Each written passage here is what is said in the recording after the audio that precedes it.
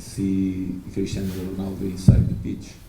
луиш каштру сармураббии Ал-Наср мутахассиси 62-солаи португолӣ дар нишасти хабарӣ қабл аз рақобат дар бозии даври охирини гурӯҳи Е миёни қаҳрамонҳои футболи Тоҷикистон ва Арабистони Саудӣ сабаби ба Тоҷикистон наомадани Криштиану Роналду футболбози машҳури ин тимро чунин шарҳ дод.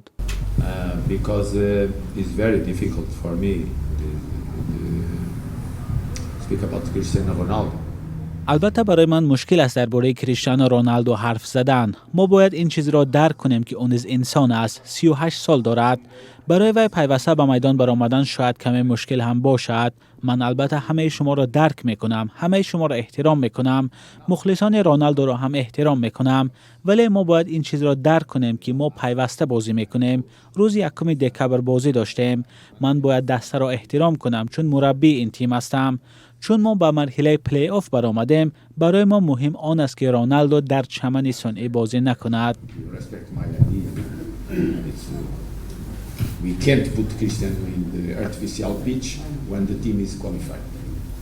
از استقلال هم یک نفر مهم در این نشست خبری شرکت نکرد. این سرمربی دسته ایگور چلچنکو بود که گفته شد بیمار است. یاوری او یوری باتورنکو به خبرنگاران گفت که هم خودش و هم تمام دسته از ناآمدن رونالدو به دوشنبه خیلی افسوس میخورند.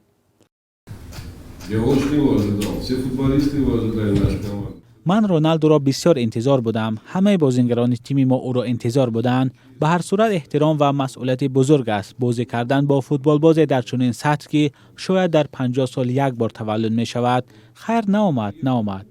در تیم النصر بازیگرانی از تیم‌های منتخب به مثل برزیل، فرانسه و اسپانیا هستند. شاید از یک طرف خوب شد که نآمد، از سوی دیگر اگر می آمد برای مخلصان خوب بود. برای تماشای بازی استقلال و النصر که باید کریستیانو رونالدو در آن شرکت میکرد، مخلصان از روسیه، قزاقستان و ازبکستان نیز آمدند. پس از خبر نآمدن او معلوم نیست که آنها به ورزشگاه خواهند آمد یا نه.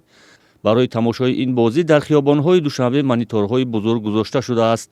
دسته النصر که در مهمانخانه هیات ریجنسی جایگیر شده است، شام 4 دکبر در ورزشگاه مرکزی جمهوریوی تمرین کرد.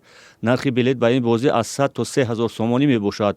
حالا در جدول گروهی دسته النصر با 13 امتیاز در مقام اول است. سعودی ها پیشکی غالب گروه شده به پلی آف راه یافتند. پرسپولیس ایران با 8 امتیاز در زینه دوم می باشد.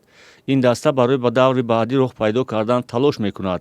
الدوحیل قطر با 4 امتیاز در زینه سوم و استقلال تاجیکستان با 2 امتیاز در جایگاه آخرین چهارم قرار دارند.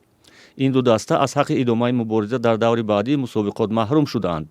بازی دیگری دور ششم در گروه ی بین دسته‌های پرسپولیس ایران و الدوحیل قطر 5 دکبر در ورزشگاه آزادی تهران برگزار می شود.